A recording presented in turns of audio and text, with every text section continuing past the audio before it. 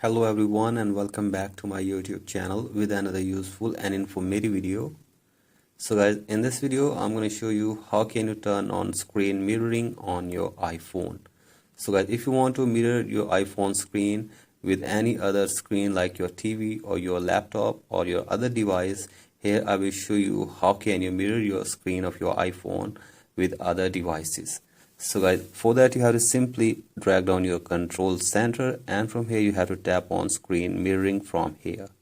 So guys, after opening screen mirroring, you have to simply connect your iPhone and the other screen with the same Wi-Fi connection.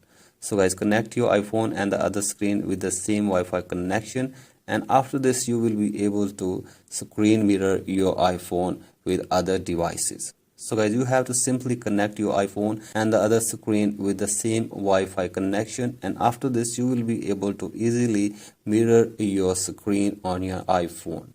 So guys, this is very basic and simple. Hope you like this video. Please like and subscribe to my YouTube channel as well. Thank you.